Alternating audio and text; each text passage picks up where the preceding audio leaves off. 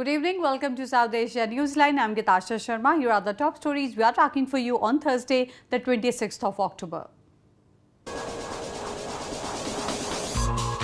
Indian Prime Minister Modi inaugurates International Conference on Consumer Protection in New Delhi.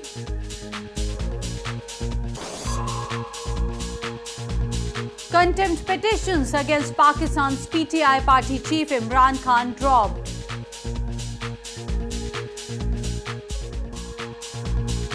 And devotees in India celebrate sun god festival Chhath Puja with fervor.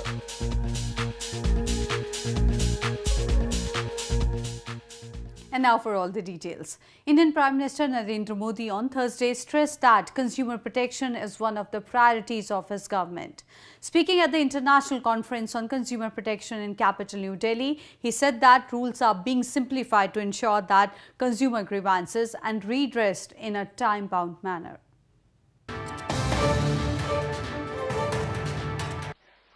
Indian Prime Minister Narendra Modi on Thursday inaugurated an international conference on consumer protection for East, South and Southeast countries in capital New Delhi. 20 countries from East, South and Southeast Asia participated in the conference. Speaking at the event, Prime Minister Modi said that consumer protection is one of the priorities of his government and that new consumer protection law is on the anvil to crack down on misleading advertisements. साथियों, हम आज की देश की जरूरतों को, आज के व्यापारिक तौर तरीकों को अगर ध्यान में रखते हुए एक नया consumer protection act already process में हम बना रहे हैं। नए कानून में कंज्यूमर एम्पावरमेंट पर विशेष जोर दिया जा रहा है।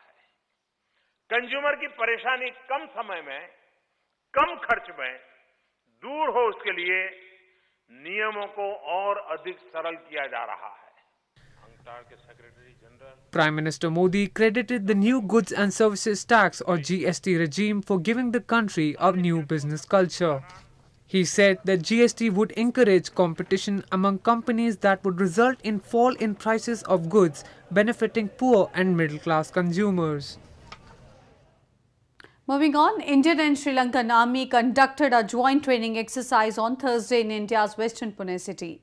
The joint exercise between the two nations was initiated for military cooperation. Meanwhile, Indian armed forces are also engaged in an ongoing joint exercise with Russia, giving a boost to Indian-Russian defense cooperation. Indian and Sri Lankan military on Thursday conducted a joint training exercise Mitra Shakti 2017 in India's western Pune city. The fifth joint military training between the two nations was based on counter-terrorist operations. An infantry company from both the countries participated in the same. Thursday's training was the last day of the 14-day-long exercise, which involved sharing and learning from each other's military experience. Meanwhile, as part of an ongoing joint military exercise between India and Russia, fighter jets of both the nations' armies flew together on Wednesday in Russia's port city of Vladivostok. The 10-day combat exercise Indra, which began on October 19, is aimed at boosting the military operational coordination between the two nations. This is the first ever tri-service joint exercise between India and Russia. The exercise will conclude on October 29. In news from Pakistan, an accountability court on Thursday issued bailable arrest warrants against Pakistan's ousted Premier Nawaz Sharif in two corruption references filed against him. The court had indicted Sharif, his daughter Maryam and son-in-law Captain Mohammad Safdar on October 19 in three references filed against them by the National Accountability Bureau for owning assets beyond known sources of income. On Thursday, Maryam and Safdar appeared before the court. The court, however, wrapped up the hearing and grilling Sharif's guarantor about his absence from the hearing. The next hearing in the case is scheduled to be held on November 3. Pakistan Tehreek-i-Insaf or PTI chairman Imran Khan on Thursday appeared before the Election Commission of Pakistan or ECP in connection with the contempt of court case. The Election Commission dropped 2 contempt petitions against Khan after accepting a written apology for his past statements in which Khan had accused the commission of bias. His appearance came nearly 2 weeks after his non-bailable arrest warrants were issued on contempt charges. The warrants were issued on October 12 following Khan's continuous failure to appear before the ECP on the show cause notice issued for defaming or scandalizing the ECP. Khan had initially challenged the maintainability of the contempt petition and raised objections over ECP's jurisdiction to initiate contempt proceedings against him. Meanwhile, unemployment level remains alarmingly high in Gilgit-Baltistan. Locals blame successive regimes have done nothing to create employment opportunities for the despondent youth in the region, which was illegally occupied by Pakistan.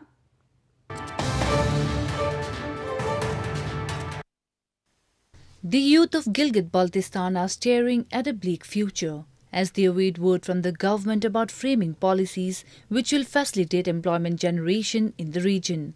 A dwindling economy, rampant poverty and denial of fundamental rights have worsened the situation. Locals allege lack of assistance by Islamabad to create jobs in the region, coupled with rampant corruption at the administrative level as the cause of unemployment. जी मौजूदा हुकूमत मुस्लिम league नून के हुकूमत को कायम हुए तकरीबन 2.5 साल का अरसा तो गुजर चुका है, लेकिन अलमिया ये है कि गिलगित बल्तिस्तान में अभी तक यूथ पॉलिसी ही अनाउंस नहीं हो सकी, ना यूथ पॉलिसी बन सकी है, ना अनाउंस हो सकी है. The dismaying figure of unemployment verifies the fact that there are no private or government industries present in the region to employ the burgeoning number of jobless youth. Unemployment rate बहुत ज़्यादा, हद से ज़्यादा बढ़ गई है. इस वक्त एक गैर सरकारी NGO के मुताबिक जो अनएम्प्लॉयमेंट रेट है पोस्ट ग्रेजुएट के अंदर वो तकरीबन ये कि 3.5 लाख से क्रॉस कर चुके हैं. अब वो 3.5 लाख या कोई दुकानदारी कर रहा है या कोई रेड़ा चला रहा है मास्टर्स करने के बाद. तो अब ये है कि कब तक करेंगे, फिर उनके अंदर एक मायूसी फैल जाती है. Gilgit-Baltistan, a part of erstwhile Jammu and Kashmir province of India, was annexed by Pakistan illegally more than 6 decades ago. People have been waiting for years for a better administration that could work for the region's development, but in vain. Moving on to news from Nepal, Supreme Court of Nepal has ordered the Election Commission to ensure separate ballot papers for the upcoming federal and provincial elections in the country. The first phase of polls are scheduled for November 26th.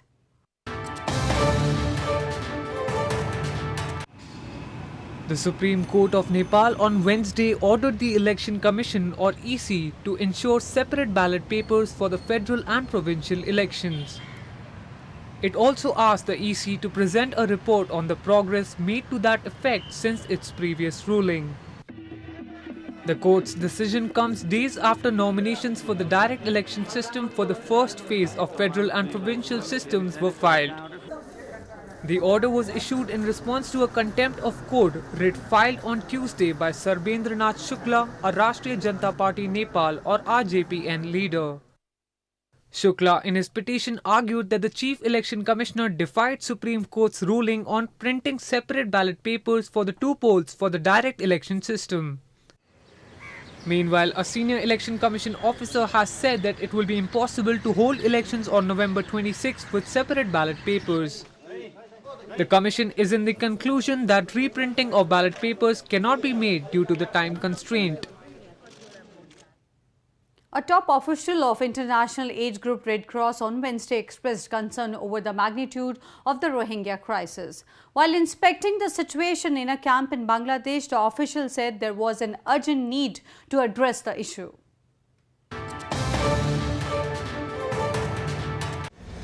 Secretary General of International Red Cross on Wednesday said he was overwhelmed by the scale and magnitude of the Rohingya crisis. The number of refugees in the camps in Bangladesh has swelled dramatically since August after a military crackdown by Myanmar army sent over 500,000 Rohingyas fleeing across the border. Red Cross officials claim hundreds of patients have been treated at the field hospital which has been set up in one of the camps. Yeah, no, it's overwhelming. I think quite a number of people in dire needs of everything, from shelter to water, sanitation, hygiene, food, and most importantly, dignity. And what we're seeing now is trying to respond to those needs. Meanwhile, Myanmar and Bangladesh on Tuesday agreed to cooperate on the repatriation of Rohingya refugees. During a meeting between interior ministers of Myanmar and Bangladesh in Myanmar's capital, Naypyidaw, both sides signed 2 agreements covering security and border cooperation. The 2 sides also agreed to form a joint working group to allow a verification process for repatriation of those who fled from Myanmar to Bangladesh. Hundreds of devotees in India's northern Varanasi city celebrated the Sun God Thanksgiving festival with fervor and gaiety on Thursday. The festival also marks the celebration of new harvest that is offered to the sun.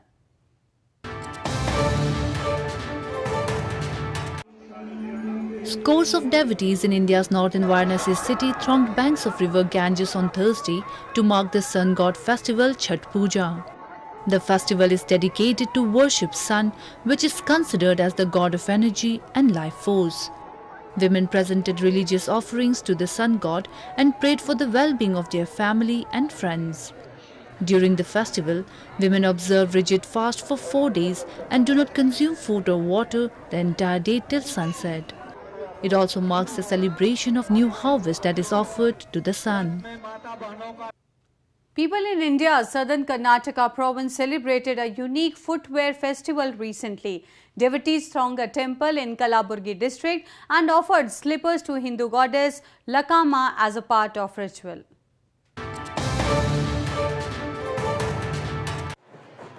People in India's southern Karnataka province celebrated a unique footwear festival recently.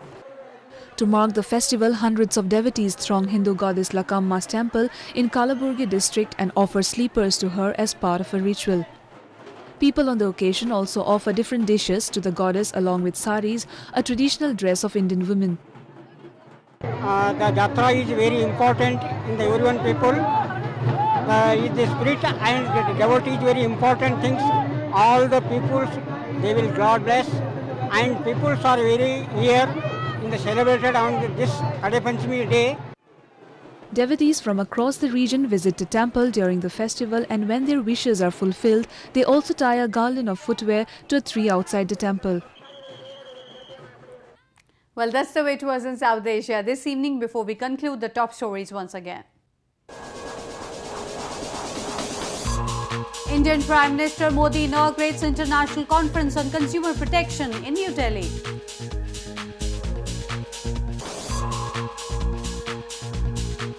Contempt petitions against Pakistan's PTI party chief Imran Khan dropped.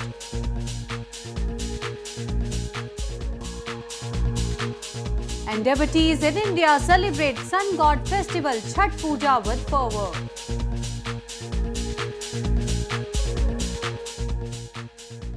Now our viewers can watch the show on SouthAsiaNewsline.com. You can also visit us on Facebook.com/SAsiaNewsline and follow us on Twitter @SAsiaNewsline. That's all in tonight's edition. We'll see you same time tomorrow. Good night.